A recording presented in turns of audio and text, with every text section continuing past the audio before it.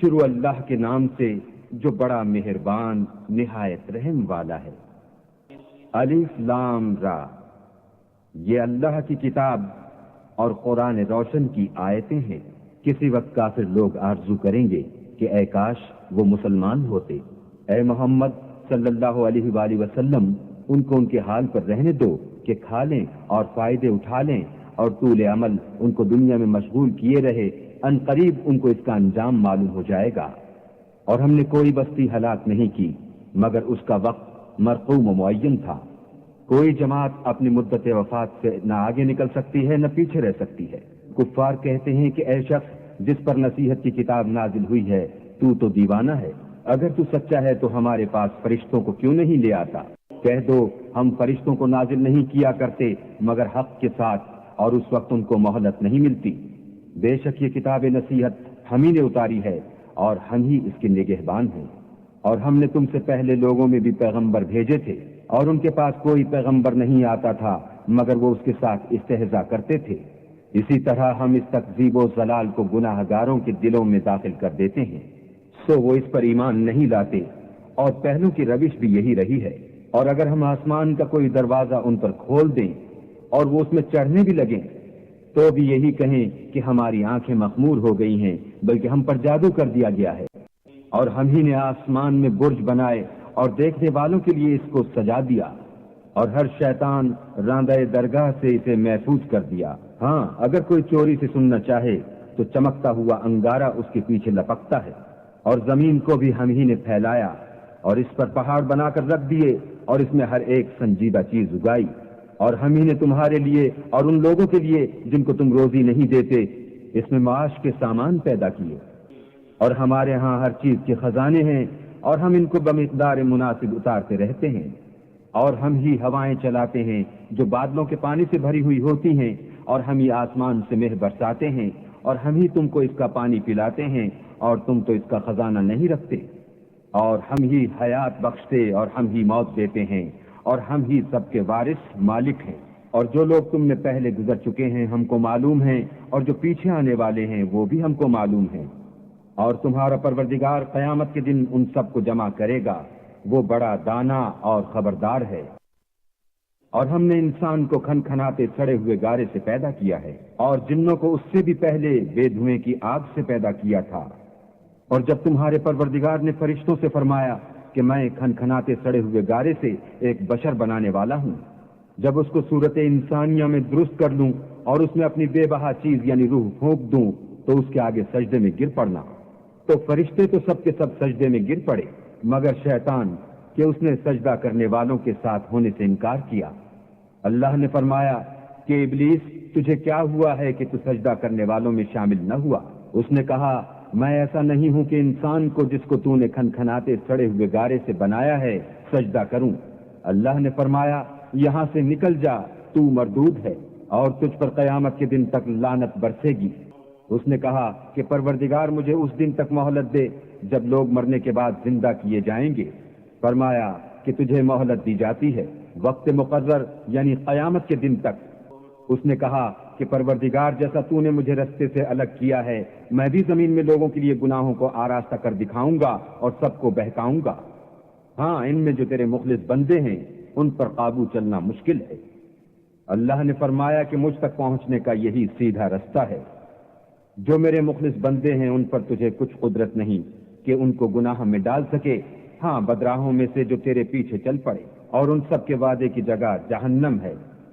اس کے 7 دروازے ہیں، ہر ایک دروازے کے لیے ان میں سے جماعتیں تقسیم کر دی گئی ہیں۔ جو متقی ہیں وہ باغوں اور چشموں میں ہوں گے، ان سے کہا جائے گا کہ ان میں سلامتی اور خاطر جمع سے داخل ہو جاؤ، اور ان کے دلوں میں جو کدورت ہوگی ان کو ہم نکال کر صاف کر دیں گے، گویا بھائی بھائی تختوں پر ایک دوسرے کے سامنے بیٹھے ہوئے ہیں، نہ ان کو وہاں کوئی تکلیف پہنچے گی اور نہ وہ وہاں سے نکالے جائیں گے۔ اے پیغمبر میرے بندوں کو بتا دو کہ میں بڑا بخشنے والا اور مہربان ہوں، اور یہ کہ میرا عذاب بھی درد دینے والا عذاب ہے۔ اور ان کو ابراہیم کے مہمانوں کا احوال سنا دو۔ جب وہ ابراہیم کے پاس آئے تو سلام کہا، انہوں نے کہا کہ ہمیں تو تم سے ڈر لگتا ہے۔ مہمانوں نے کہا کہ ڈریے نہیں، ہم آپ کو ایک دانش مند لڑکے کی خوشخبری دیتے ہیں۔ وہ بولے کہ جب مجھے بڑھاپے نے آ پکڑا تو تم خوشخبری دینے لگے، اب کاہے کی خوشخبری دیتے ہو؟ انہوں نے کہا کہ ہم آپ کو سچی خوشخبری دیتے ہیں، آپ مایوس نہ ہوجیے۔ ابراہیم نے کہا کہ اللہ کی رحمت سے میں مایوس کیوں ہونے لگا؟ اس سے مایوس ہونا گمراہوں کا کام ہے۔ پھر کہنے لگے کہ فرشتوں تمہیں اور کیا کام ہے؟ انہوں نے کہا کہ ہم ایک گنہگار قوم کی طرف بھیجے گئے ہیں کہ اس کو عذاب کریں، مگر لوط کے گھر والے کہ ان سب کو ہم بچا لیں گے، البتہ ان کی عورت کہ اس کے لیے ہم نے ٹھہرا دیا ہے کہ وہ پیچھے رہ جائے گی۔ پھر جب فرشتے لوط کے گھر گئے تو لوط نے کہا تم تو ناآشنا سے لوگ ہو۔ وہ بولے کہ نہیں، بلکہ ہم آپ کے پاس وہ چیز لے کر آئے ہیں جس میں لوگ شک کرتے تھے، اور ہم آپ کے پاس یقینی بات لے کر آئے ہیں اور ہم سچ کہتے ہیں۔ تو آپ کچھ رات رہے سے اپنے گھر والوں کو لے نکلیں اور خود ان کے پیچھے چلیں، اور آپ میں سے کوئی شخص پیچھے مڑ کر نہ دیکھے، اور جہاں آپ کو حکم ہو وہاں چلے جائیے۔ اور ہم نے لوط کی طرف وحی بھیجی کہ ان لوگوں کی جڑ صبح ہوتے ہوتے کاٹ دی جائے گی، اور اہل شہر لوط کے پاس خوش خوش دوڑے آئے۔ لوط نے کہا کہ یہ میرے مہمان ہیں، کہیں ان کے بارے میں مجھے رسوا نہ کرنا، اور اللہ سے ڈرو اور میری بے آبروئی نہ کیجو۔ وہ بولے کیا ہم نے تم کو سارے جہان کی حمایت و طرفداری سے منع نہیں کیا؟ انہوں نے کہا کہ اگر تمہیں کرنا ہی ہے تو یہ میری قوم کی لڑکیاں ہیں، ان سے شادی کر لو۔ اے محمد صلی اللہ علیہ وآلہ وسلم، تمہاری جان کی قسم وہ اپنی مستی میں مدہوش ہو رہے تھے، سو ان کو سورج نکلتے نکلتے چنگھاڑ نے آ پکڑا، اور ہم نے اس شہر کو الٹ کر نیچے اوپر کر دیا اور ان پر کھنگر کی پتھریاں برسائیں۔ بے شک اس قصے میں اہل فراست کے لیے نشانی ہے، اور وہ شہر اب تک سیدھے رستے پر موجود ہے۔ بے شک اس میں ایمان لانے والوں کے لیے نشانی ہے، اور بن کے رہنے والے یعنی قوم شعیب کے لوگ بھی گناہگار تھے، تو ہم نے ان سے بھی بدلہ لیا، اور یہ دونوں شہر کھلے رستے پر موجود ہیں۔ اور وادی ہجر کے رہنے والوں نے بھی پیغمبروں کی تکذیب کی، ہم نے ان کو اپنی نشانیاں دیں اور وہ ان سے منہ پھیرتے رہے، اور وہ پہاڑوں کو تراش تراش کر گھر بناتے تھے کہ امن و اطمینان سے رہیں گے، تو چیخ نے ان کو صبح ہوتے ہوتے آ پکڑا، اور جو کام وہ کرتے تھے وہ ان کے کچھ بھی کام نہ آئے۔ اور ہم نے آسمانوں اور زمین کو اور جو مخلوقات ان میں ہے اس کو تدبیر کے ساتھ پیدا کیا ہے، اور قیامت تو ضرور آ کر رہے گی، تو تم ان لوگوں سے اچھی طرح سے درگزر کرو۔